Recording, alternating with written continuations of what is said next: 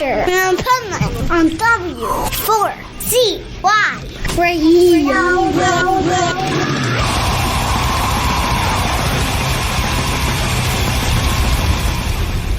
Wake up, America! It's time for the Adventures of Pipeman on W4CY.com, West Palm Beach's #1 internet radio station.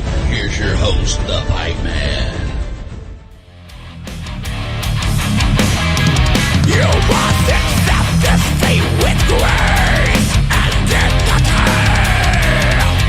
In the soil of your grave, breathe deep. Only chaos will remain. Remove all certainty. This is the Pipeman here on the Adventures of Pipeman W4CY Radio. I'm really excited about our next guest because when I saw one of my favorite publicists send over an email, I'm like, yes, I will definitely interview them because they're just badass. And so let's welcome to this show, OJ from Byzantine. How are you? I'm great, man. How are you, Dean? Do I call you Dean or the Pipeman? You call me Dean off the air, Pipeman on the air. Perfect. All right, Pipeman. I am doing fantastic. I love it. I love it. And I have to say, too, it's funny. You know, I probably shouldn't say this because I own radio stations, but man, I've been hearing Jose and them play your music on Sirius XM so much lately. And believe it or not, that's kind of how I found out about you, was from Sirius XM, which is kind of funny considering I own a radio station, but yeah. They were just playing you so much. And I love Jose anyway. We're friends. And, yeah, you know, he's great at bringing great artists of metal into the world. Like, I come from a time where if it played on the radio, I didn't want to listen to it type of thing, you know, yeah. But you guys have this new music. It's killer. It has, what I love about it has so many elements to it. Like nowadays I find a lot of metal bands, they have this formula, and it was never like that back in the day. And you're like old school because I hear thrash in there. I hear progressive. I hear, you know, death. I hear black metal. I hear all in the music. And so tell us a little bit about how that creativity has happened to create the sound that is Byzantine. Well, we're definitely a blender of different types of heavy metal.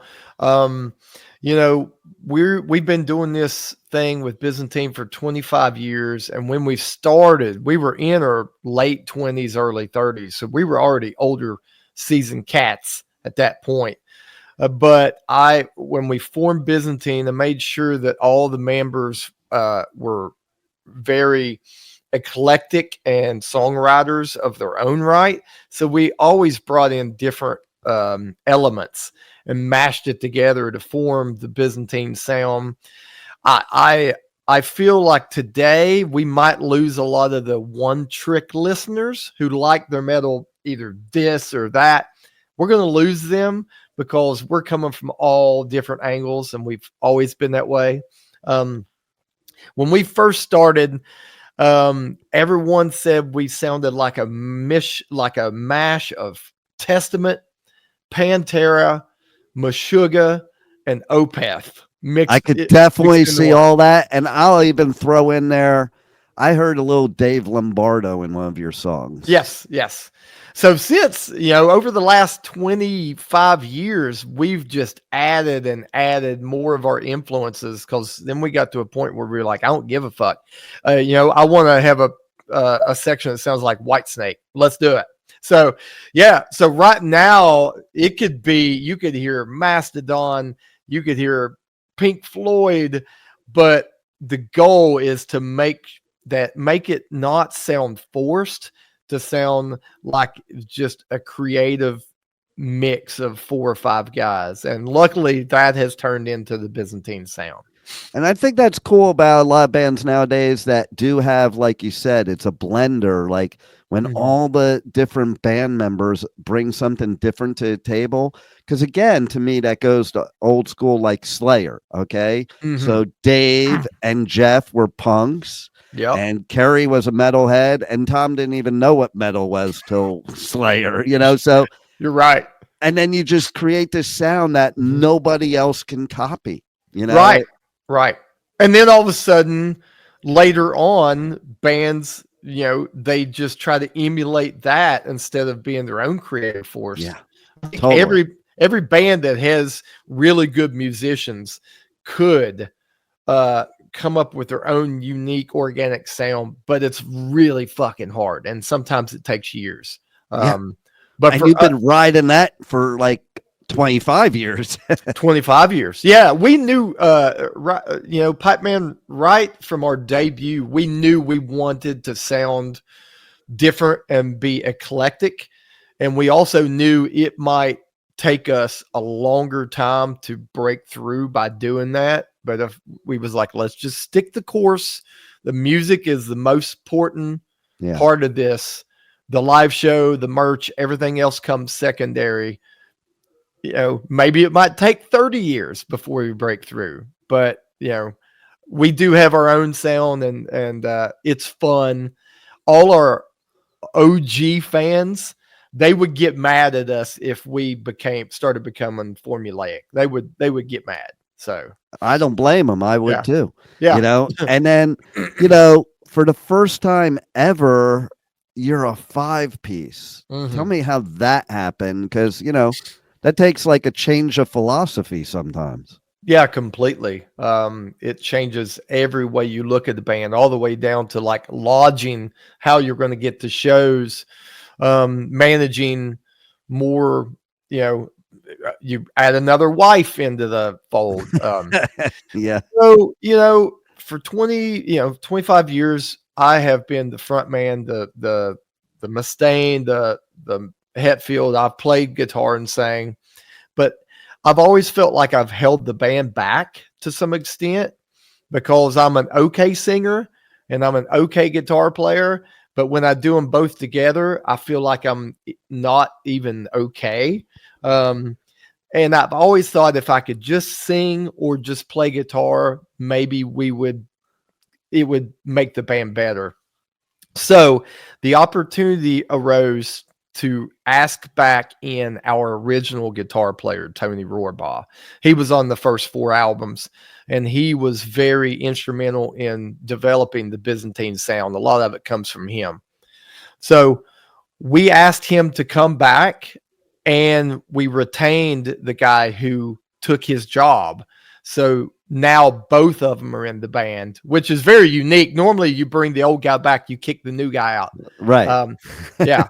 I'm like married to my new wife, but now banging my old wife at the same time. So you're like polyamorous now. Yes. I'm loving it. So, and the funny thing is that Hendo, our guitar player now, and Tony, they're great friends. That's so good. it just made sense. And now I get to like connect with the crowd, point at people, drink a beer if I want, So, right. Yeah, we're going to give it a whirl. June 6th in Brooklyn is our first show where we get to play as a 5-piece. So I'm excited. I'm excited to see what happens. So, and it's interesting you said Mustaine and Hetfield because like I was at, their first show ever. Like Dave Mustaine came out and handed me his business card. It said Metallica Power Metal Dave Mustaine because there was no such thing as thrash yet. Whoa. So they were considered power metal. That's awesome. What's interesting is that when Megadeth formed, and this comes from Dan Spitz, who's a really good friend of mine. He told me, he's like, Mustaine was like, how do I sing? And that's how he developed that sound. Cause Dan was like, just talk, talk, sing. And that's what Dave does. And then Hetfield, he was the front man, but he wasn't the front man he is today. Like he was like really shy back in the day. So he wasn't that out front man. Right. And at one point, okay, I have a trivia question for you. Okay. At one point, what drastic change was James looking to do that kind of correlates with what you were talking about, singing and playing guitar at the same time? He wanted to bring in John Bush from Armored Saint. I am so impressed. Like That's Thank you. that you came right off the bat with that. Usually my trivia questions, a lot of artists will get it and they love that because it's like, but how many people would really know about John Bush? Cheers, brother. Oh my God, that's so great. And then, and then James wanted to focus on the guitar. And as somebody too that I played drums, I played guitar, I sang thrash metal, I sucked at all three. But I couldn't ever imagine singing and playing guitar at the same time. To me, it's like rubbing your head and belly at the same, or whatever we used to do when we were kids, Yeah.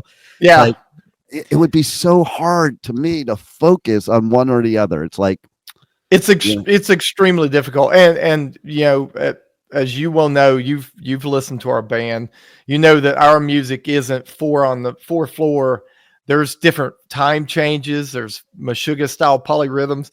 So there's a lot of times where I'm singing in a different time signature than I'm playing, and that it's extremely difficult. Yeah. So, sometimes I mess around at practice and I'll try to have conversations while we're playing with our other guys, and they'll be like, "Don't talk to me, I'll mess up."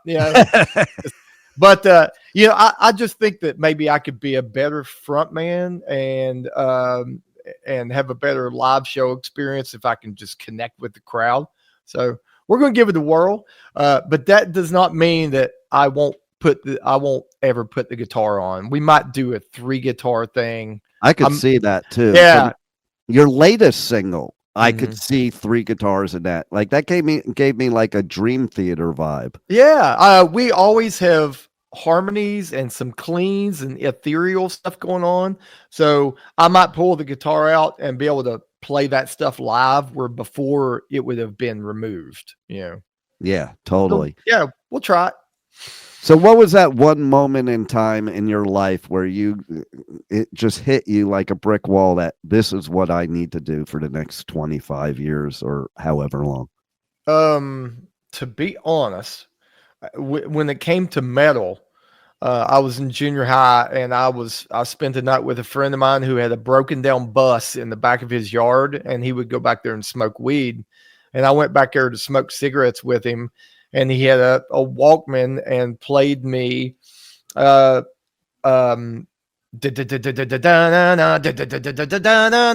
Disposable Heroes. First time I'd ever heard Metallica. And I was like, I couldn't compute it. I could not compute it because I had grown up in the musical family. I literally had Twisted Sister and Wasp and Ozzy posters on my wall. Nice. But that is a world of difference from Disposable Heroes. Right. Well, it's funny you should say that. And by the way, I used to hang out with Chris Holmes at the mall. Oh my God. But what's wild about that is it is so true. And I had an interview with Carmine and Peace. And it got picked up by all the wire houses because in my interview, he said, I don't really think Black Sabbath was metal. I think who started metal was Metallica. Interesting. And he was describing the metallic sound of it. Yeah. That guitar, that is the Metallica sound. Even, it's funny. I listen to James nowadays and he talks about, like he said recently, how they play Seek and Destroy at the San Jose Sharks games, but he says they play the old version, and I hate how I sound in that. Like I'm a much better singer now, but I loved his voice back then. That voice, that was like what made the difference in metal. Like he had this voice that was just unreal. Right. Right. Yeah. It was to me, like when I first heard it, like Master of Puppets is well produced. It is executed absolutely precise in the studio. But when I first heard it, it was the first time I'd heard anything that almost felt like it was falling off the rails. Right. It was just so hectic and so metallic. Wasp was heavy. Wasp was evil, but it wasn't like neck breaking. Right. And exactly. Yeah, that right there, I was like, I got to get out of this bus and go find me a bass guitar or something. Yeah. And I'll tell you how I found out about bands like Metallica, Armored Saint, Wasp, and that. I got a great story that you'll love because it does pertain to your band. Okay. So, my dad moved me to LA in 1980. And I used to go to this place, me and my friends, Oz Records in the Valley. Mm-hmm. And there was this record store clerk there that when we would go in there, he would always recommend, here, get this album here, because it wasn't like today where you could actually listen to something. It was just, oh, that looks cool, right? And he handed us his first compilation album where you had Hit the Lights on there. Was it the Megaforce compilation? No, it was Metal Massacre. Oh man! 1. Okay, it was, that Brian record Slagle? store clerk was Brian Slagle. No way. Yes, and that's when he first started Metal Blade. And I remember talking to him a few years ago. I'm like, man, that was like the most brilliant marketing plan ever. Yeah. And he's like, man, I was just a record store clerk. And look, here we are all these years later. I think I met him in 1980 or 81, something like that. That's and crazy. Here we are, and he's doing your album. Still doing too. it. And he brought us on, which was, salvaged our musical career. Now, granted, we're still trying to make up for lost time from, because we broke up for 5 years. Yeah. Which set us back probably 10 to 15 years. But had Brian Slagle not came knocking to us, I don't know if we'd be talking music at all with anybody. I think that's true of a lot of bands. Yes. A lot of bands. Brian, what's interesting is when he signed us, he told me, because I told him, I said, Brian, we hardly ever tour. We got kids, businesses. I don't know what you're going to get. And he said, all I want you to do is just give me Byzantine music. He said, you have a home forever as long as you don't start sucking. When you start sucking, we got a problem. And I was like, done. I love it. And then speaking of, looking at albums, and that's how you chose buying them, your album art on this newest album, Harbinger, I mean, oh my God. I look at that album cover and that is the type of album I would buy without hearing any notes in the music whatsoever. That is uplifting and great to hear, because I felt the same way when the local artist Ashley gave us that. It was beautiful. Isn't that great how that works sometimes? It's like when somebody gets your vision, it's very hard. I'm also a published author, and I remember I gave a vision to the person illustrating my book cover, and I only had to tell them once, and they showed me. I'm like, that's it. That's exactly what I was thinking. And that's so rare when that happens. It's very rare. It's very rare to have your mind read when you're paying someone to do something. But with her, I've been friends with Ashley for years, and she is a mixed media artist. She only draws the female figures, and she only draws in pencil. And we knew we wanted to have Irene of Athens, who was the first female Byzantine ruler, on the cover. So I was like, I got to get Ashley to do it because she's great at drawing the female form. What makes it so over the top beautiful is that she adds actual clothing to her art to give it the 3-dimensional aspect. Yeah. So what you're seeing, the red and the all that's actual real clothing that she sews onto her pencil art.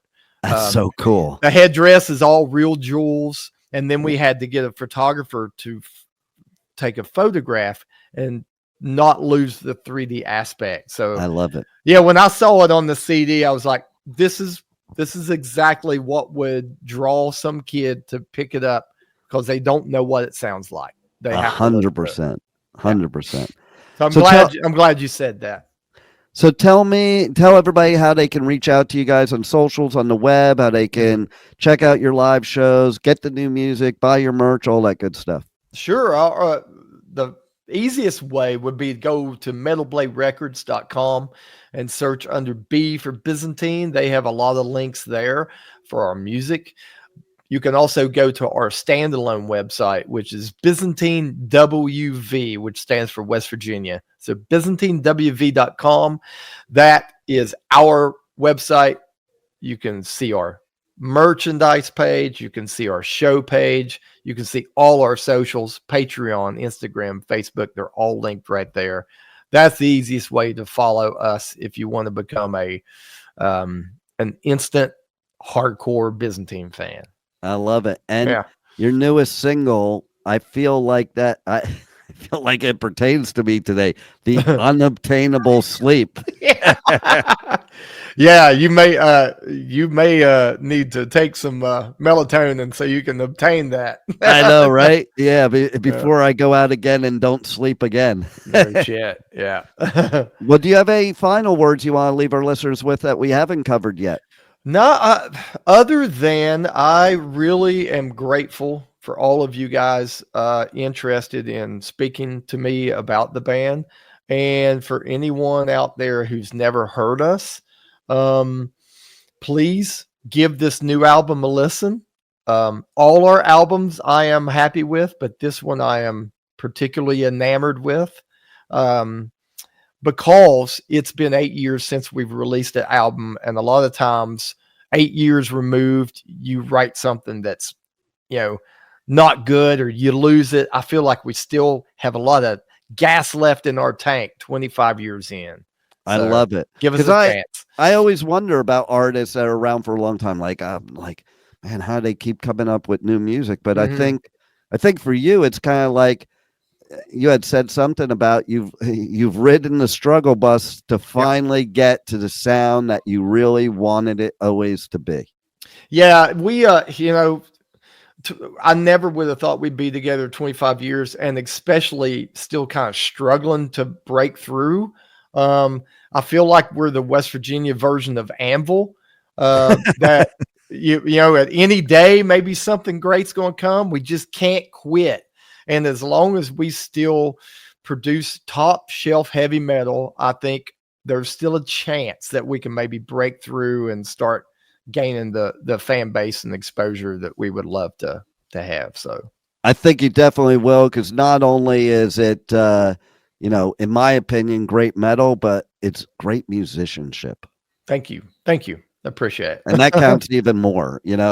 Anybody can play metal, but to play great musicianship metal, whole different story. Yeah, that puts you in the whole different echelon, like a 5 or 10% of those, the Gojiras and the Opeths of the world, where you're like, whoa, right? So that's what we strive, but it's a very, it's a very hard and difficult thing to get there. It sure is. I don't think anybody knows really how hard musicians have to work to give us the entertainment that they do, and the therapy, because metal's some of the best therapy. Yes. Yeah, absolutely. A lot of people around here think, the stuff you write, wouldn't you be more angry? And I was like, if I didn't write it, I'd be angry. That's exactly. People don't get outlet. That. It's right. Like even with the pit, it's like, no, the pit is where you can get all that healthy aggression out instead of beating the shit out of somebody on the streets. Yeah. I know. Well, I implore all my listeners to make sure to check out your new album. It is badass. And thanks for being on the Adventures of Pipeman. Thank you, Pipeman. I appreciate the exposure, and hope we see each other and maybe get a beer together. Let's do it. Awesome. Thanks, brother. Thank you for listening to the Adventures of Pipeman on W4CY Radio.